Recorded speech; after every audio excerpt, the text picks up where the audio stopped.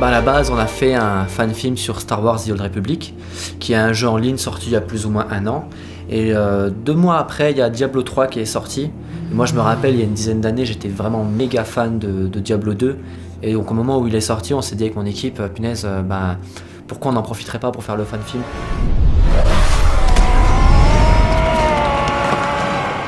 Alors, je m'appelle Yann Salim Abidi, aka CJ Khamsalef. J'ai 6000 surnoms, de toute façon, vous pouvez demander à tous les gens qui me connaissent. Donc voilà, je suis breakdancer, danseur, chorégraphe, on va dire, de métier. Ouais. Je fais ça depuis 20 ans. Donc je suis fondateur du Pokémon Crew. Puis j'ai rencontré Michael, voilà, donc par rapport à la danse, parce que c'est un breaker. Donc je suis venu ici pour faire plein de choses. Et puis je rencontre un gars qui me propose de faire un court-métrage Star Wars. Donc je me suis dit, il va arriver avec 3 bouts de carton, un appareil photo et puis voilà, puis on va se filmer dans la forêt à faire des bzzz avec les bruits avec la bouche. Mais après, en termes de travail, quand je me suis arrivé sur Star Wars, j'ai vu du vrai matériel, des vraies conditions. Puis j'ai vu que c'était quelqu'un qui, quand il faisait quelque chose, il le faisait vraiment à 100%.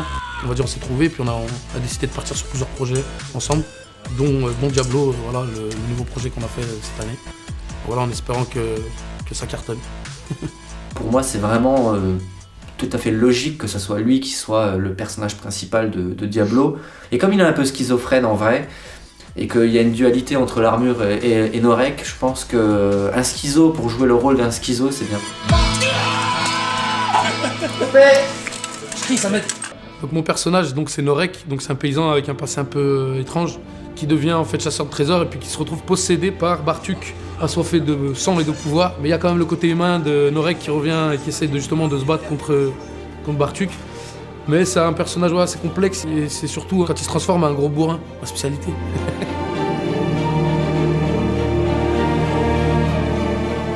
On a la chance d'avoir un forgeron qui fait des armures bien réelles. Souvent dans les films, on remarque que le personnage il s'envole avec son armure. Bon, une armure ça fait quasiment 70 kilos. Ça va, Salim ? Oui, ça va très bien. On a demandé au forgeron de nous faire une armure qui fait 70 kilos et qui ne reflète pas. Il n'a pas réussi. Donc...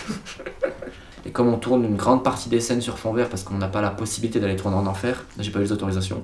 On a beaucoup de réflexions, on est obligé de découper image par image le personnage pour enlever le verre en fait, qui est reflété sur son armure. D'ailleurs, on peut voir des images avant et après compositing, et c'est vrai que l'armure était complètement verte. Donc en fait, on a dû rotoscoper la quasi-totalité du personnage. Non mais c'est juste, quand on fait un plan, on le fait pas pour rien.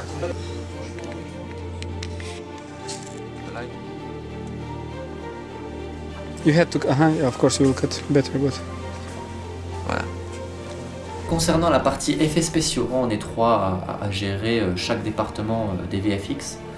Donc pour moi, le plus important, c'est quand même Amaury. Amaury qui a en charge la partie 3D. Il fait vraiment tout, modeling, rigging, texturing, animation, lighting. Donc c'est vraiment un couteau suisse de la 3D, d'ailleurs je le remercie.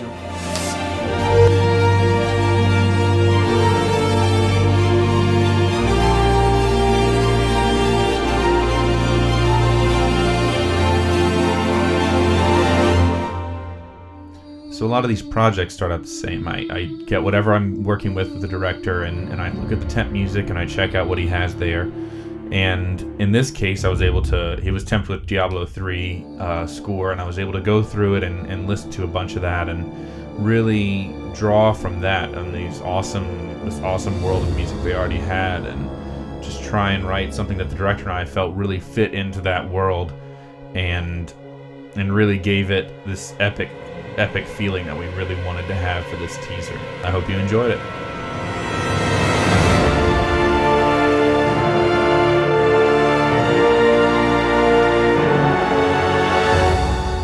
J'avais une scène où j'avais le casque, mais on voyait mon cou, donc on m'avait mis du noir. Et le noir, il s'en allait à force de transpirer, donc ils m'ont mis quoi ? Du gaffeur.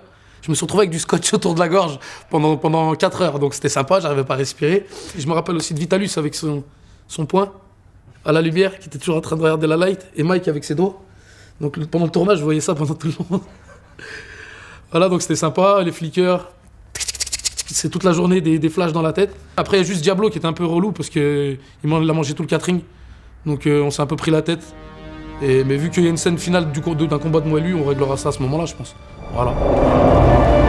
Après, le plus gros truc aussi enfin, où ça c'était marrant, mais j'ai flippé un peu, c'est quand je suis tombé en arrière. J'étais sur le dos avec l'armure, je devais faire mimer le saut dans les airs. Sauf qu'à un moment, je me suis senti partir en arrière. Donc bon, je me suis dit, je vais tomber de 20 cm, c'est rien. Sauf que l'armure, elle était un petit peu piégée, c'est-à-dire j'avais des espèces d'arceaux, enfin des espèces de lames de rasoir sur les épaules. J'avais des pics qui sortaient de mes coudes, des pics qui sortaient de mes mains. J'avais une lame de 20 cm qui sortait de mon poing. Quand je suis tombé sur le dos, je me suis dit, il y a un truc qui va me traverser le corps. Donc finalement, il y a eu plus de peur que de mal, c'était rien. Mais j'ai un peu pété l'armure, quoi. Mike, c'est quoi, tu sais, quand je le fais sans épée, je suis bien. Bah ouais, t'as plus d'épée. On change de sens. Le forgeron va être content. Bon. Join my army of the dead.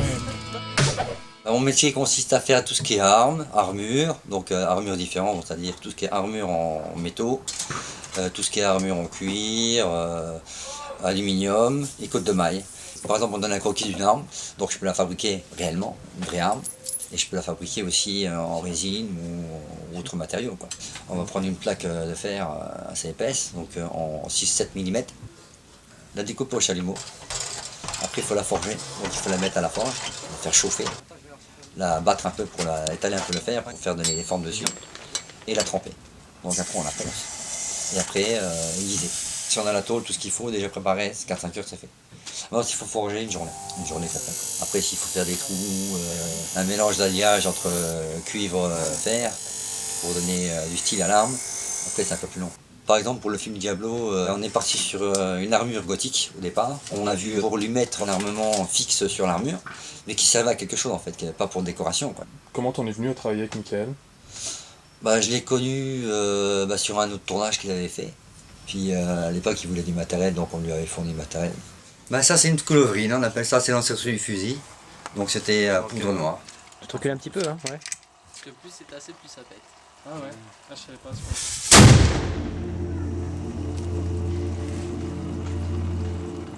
J'ai la chance d'avoir un énorme soutien matériel via Access 7, qui est une société de location de matériel au Luxembourg, qui nous prête vraiment tout ce qui est machinerie et effets spéciaux, réels finalement. Aussi Starlight Production, qui est une production mais aussi une société de location de Sarreguemines, qui me prête de la lumière et de temps en temps aussi de la machinerie quand j'en ai besoin sur des tournages.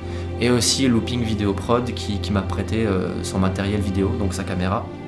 Malheureusement, même si on a un soutien matériel, c'est vrai que si on n'a pas de soutien financier, c'est compliqué. Parce qu'il y a plein de choses qu'on est obligé de payer finalement, du genre des locations de studio ou des locations de matériel en plus. Donc financièrement, j'ai pas de soutien. C'est vrai que je produis tout moi-même. Ça me force, je dirais, à mieux me préparer pour éviter des dépenses superflues. Donc voilà, c'est vrai qu'en France, c'est difficile avec ce genre de projet d'avoir de l'argent. Parce qu'ils sont assez hermétiques à tout ce qui est action, heroic fantasy, science-fiction, horreur. Donc du coup, je suis coincé par rapport à ça parce que c'est ce que j'adore faire. Mais c'est pas parce qu'on met des bâtons dans les roues que je vais m'arrêter. Moi, je fais ce que j'aime, donc voilà.